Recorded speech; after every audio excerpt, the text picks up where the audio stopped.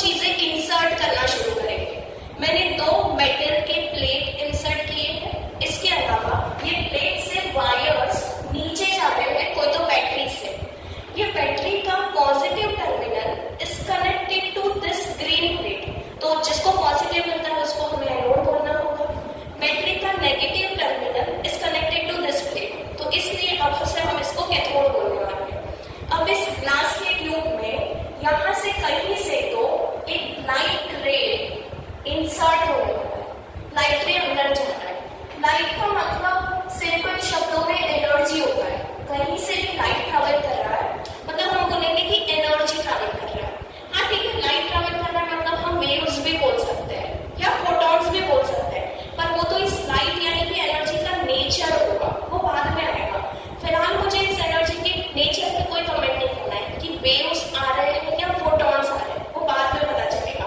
फिलहाल हम बोल रहे हैं कि लाइट आ रहा है मतलब एनर्जी एंटर कर रहा है। एनर्जी इस रेड कलर के मेटल के प्लेट पे गिर रहा है। अब ये मेटल के प्लेट पे बहुत सारे एटम्स होंगे।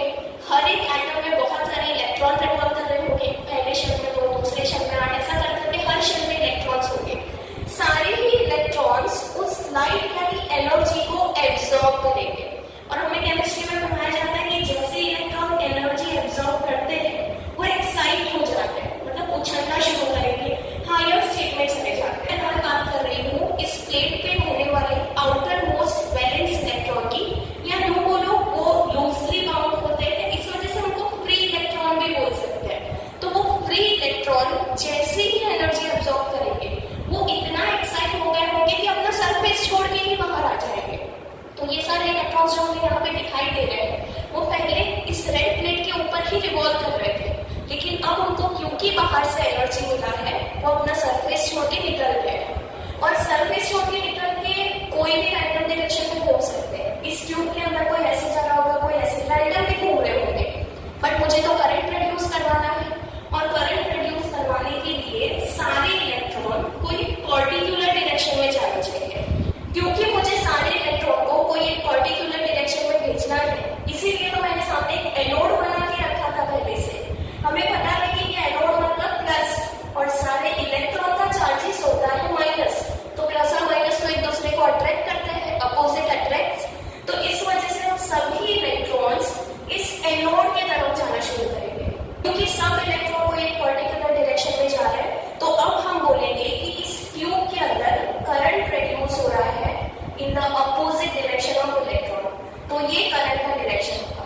और इलेक्ट्रॉन यहाँ आके स्टोर नहीं होंगे, ये इलेक्ट्रॉन पूरा सर्कल कंप्लीट करके वापस यहाँ आ जाएंगे, फिर से लाइट एब्जॉर्ब करेंगे, फिर से इलेक्ट्रॉन निकलेंगे, और ये इलेक्ट्रॉन का साइकिल चलता रहेगा। इस वजह से हमें ये जो करंट है ये कंटिन्यूअसली अपोजिट डायरेक्शन में मिलता रहेगा। वैसे करंट प्रोड्यूस होगा, इलेक्ट्रॉन्स निकले, ये सारी चीजें दिखाई तो नहीं देगी हमें, तो पता कैसे चलेगा कि करंट मिला या इलेक्ट्रॉन्स निकले? इसी वजह से हमने यहाँ पे एमीटर भी कनेक्ट करके रखा था। एमीटर मतलब एक ऐसा डिवाइस जो करंट को मेजर करता है। तो जैसे ही लाइट गिरेगा इलेक्ट्रॉन्स निकलेंगे, करंट फ्लो होगा इस एमीटर से, और हमें पता चल जाएगा कि यहाँ पे कितना करंट प्रोड्यूस हुआ है। एक वर्ड बोलना रह गया, कोई भी एनर्जी से इलेक्ट्रॉन नहीं निकलेंगे। हम एक वर्ड बोलेंगे कि एनर्जी शुड बी सफिशिएंट। अगर सफिशिएंट एनर्जी दोगे तो ही इलेक्ट्रॉन्स बाहर आएंगे, अदरवाइज तो वो अंदर ही खुश है, अंदर ही रहेंगे रेड प्लेट पे।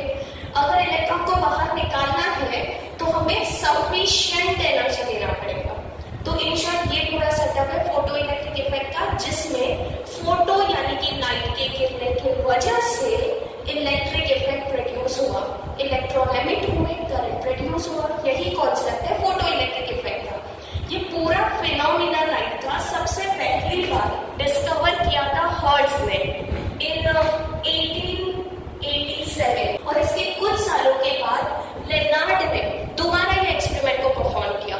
हर्ट्ज और लेनार्ड ने जब ये एक्सपेरिमेंट को परफॉर्म किया तो कुछ चीजें ऑब्जर्व की थी, और उनके ऑब्जर्वेशंस क्या है यहाँ पे हम वही पढ़ने वाले हैं। ऑब्जर्वेशन का मतलब हम बताने वाले हैं कि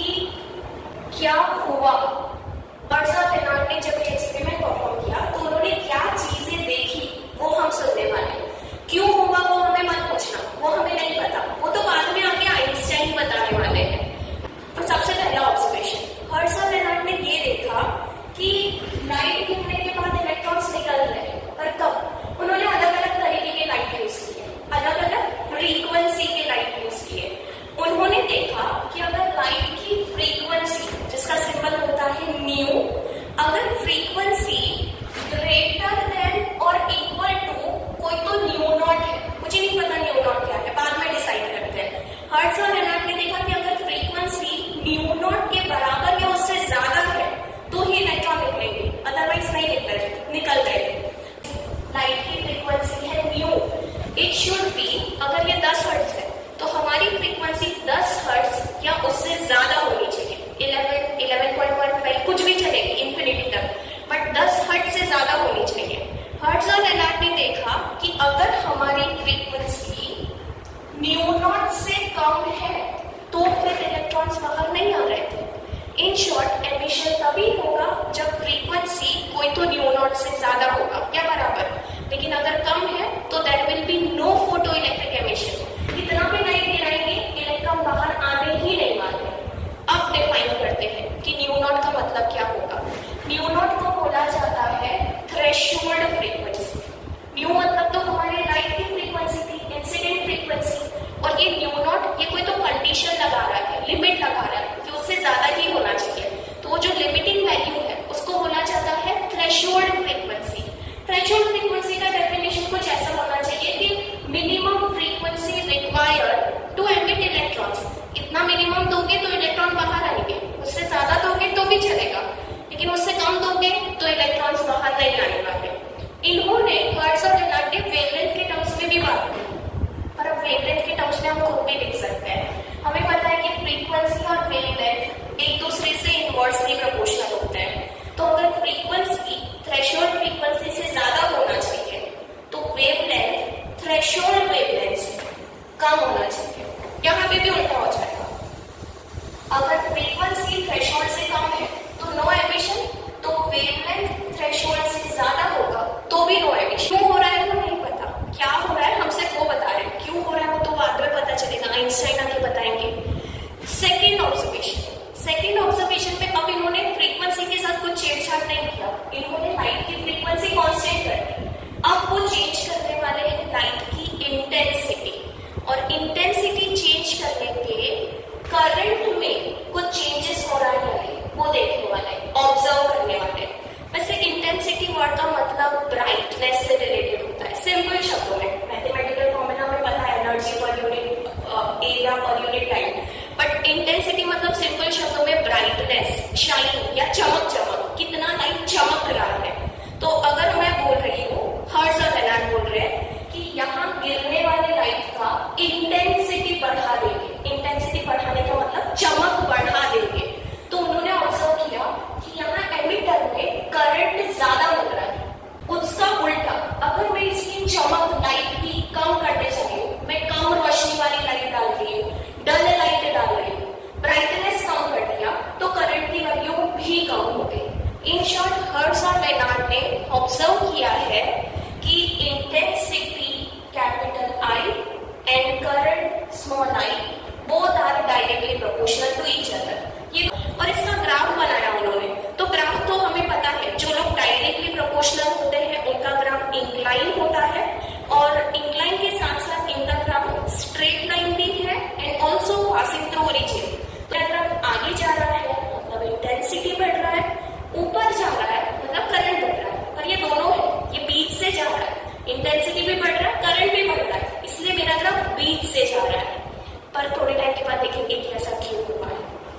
स्टोरी में अभी आइंस्टाइन आने वाले हैं। आइंस्टाइन समथिंग 1905 में फोटो इलेक्ट्रिक को एक्सप्लेन करने के लिए बैठे। उन्होंने पूरा फोटो इलेक्ट्रिक को अंडरस्टैंड किया, उन्होंने हर्ट्ज और लेनार्ड के ऑब्जर्वेशंस देखे, और फिर उन्होंने कुछ अपना अजम्पशंस देखे और उस बेसिस पे इक्वेशन में लिखा।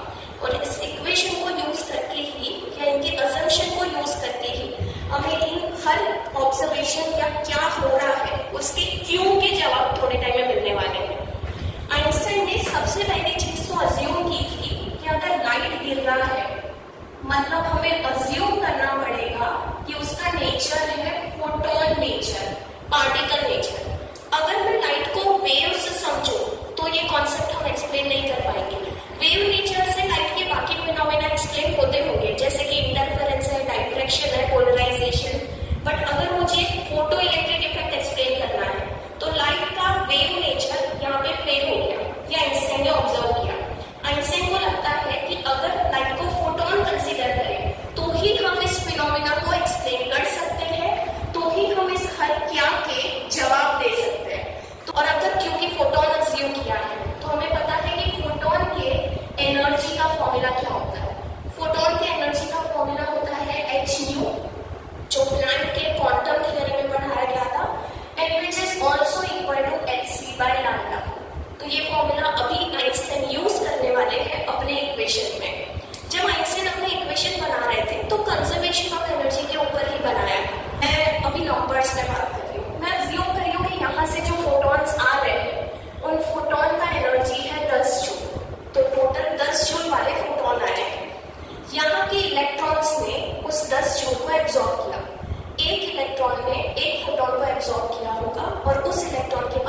जूल आ गया है। अब ये इलेक्ट्रॉन उस 10 जूल से क्या करेगा? सबसे पहले सरफेस पे कैद है वो इलेक्ट्रॉन, अगर इलेक्ट्रॉन को यहाँ से बाहर निकलना है तो सबसे पहले उसको यहाँ से आजाद होने के लिए कुछ तो एग्जिट फी देना पड़ेगा। इन शॉर्ट हम ऐसा बोल सकते हैं कि इलेक्ट्रॉन को यहाँ से बाहर निकलने के लिए कुछ जमानत पे करना पड़ रहा है। तो कुछ ऐसा होगा कि हमने इलेक्ट्रॉन को एनर्जी दिया है 10 जूल, पर ये 10 जूल में से सबसे पहले वो खर्च कर रहा है something number let's say 2 joule. तो 2 जूल पहले तो उसने यहाँ पे जमानत पे किया, जमानत पे करके अब वो वहां से फ्री हो गया, अब वो बाहर निकला और बाहर निकला है कितने एनर्जी के साथ? 2 जूल तो खर्च कर दिया था, तो अब उसके पास बचा है सिर्फ 8 जूल। और ये 8 जूल क्या होगा?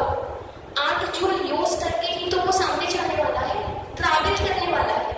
ट्रैवल करने के लिए जो एनर्जी लगता है उसको तो काइनेटिक एनर्जी बोलते हैं। इन शॉर्ट ये 8 जूल जो बचा था वो हो जाएगा उसका काइनेटिक एनर्जी। हम बोल रहे हैं कि इलेक्ट्रॉन के पास जो एनर्जी बच रहा है वो उसका काइनेटिक एनर्जी है। इलेक्ट्रॉन अंदर कुछ तो एनर्जी खर्च कर रहा था जमानत के लिए, पर हम ऐसा नहीं बोलेंगे। फिजिक्स में प्रॉपर टर्म डिफाइन किया गया है फाई नॉट। फाई नॉट को बोला जाता है वर्क फंक्शन, और वर्क फंक्शन का डेफिनेशन इधर से ही सोचते हैं। 10 जूल दिया, उसमें से मिनिमम अंदर कितना खर्चा हुआ? 2 जूल। उसी 2 जूल को मैं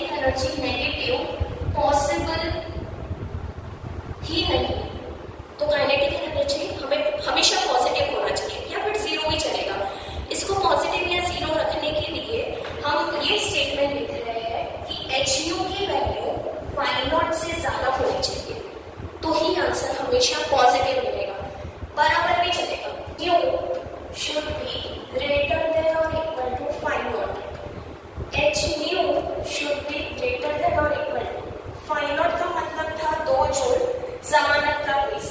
फाइव नॉट का मतलब था minimum energy required to escape from the surface.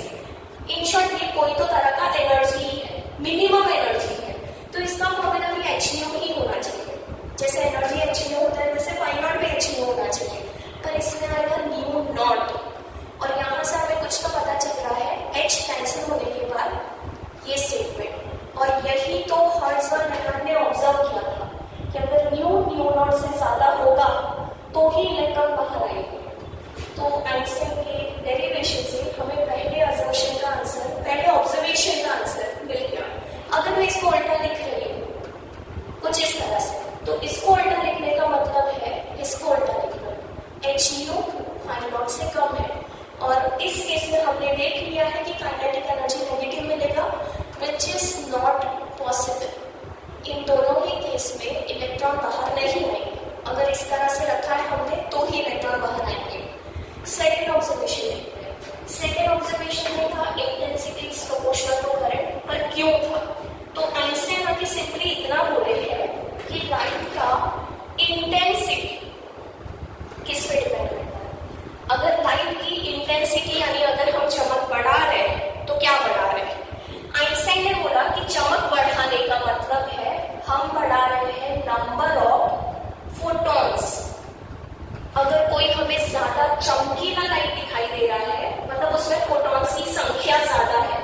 अगर हमें डल कम रोशनी वाला लाइट दिखाई दे रहा है तो उसमें बहुत कम नंबर ऑफ फोटॉन्स होंगे। तो इंटेंसिटी फोटॉन्स के नंबर पे डिपेंड करता है, ये आइंस्टाइन ने बताया। उसके आगे और एक चीज उन्होंने बोला कि number of photon is also directly proportional to number of electrons per second. In short जितने फोटॉन्स जा रहे हैं उतने इलेक्ट्रॉन्स बाहर निकलेंगे। अगर यहाँ से 50 फोटॉन जा रहे हैं तो 50 इलेक्ट्रॉन निकलेंगे, करोड़ों फोटॉन्स जा रहे हैं तो करोड़ों इलेक्ट्रॉन्स निकलेंगे। तो चमक डायरेक्टली प्रोपोर्शनल टू फोटॉन का नंबर।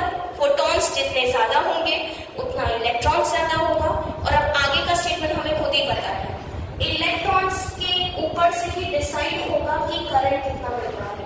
इलेक्ट्रॉन्स ही तो करंट है। करंट हमें कब मिला था? जब इलेक्ट्रॉन्स आए थे। तो जितने ज्यादा इलेक्ट्रॉन्स इस डायरेक्शन में आएंगे उतना ज्यादा अपोजिट डायरेक्शन में करंट रिड्यूस होगा। तो अगर हम इलेक्ट्रॉन्स बढ़ा रहे हैं तो करंट ऑटोमेटिकली बढ़ जाएगा। तो कंक्लूजन हो गया, intensity is directly proportional to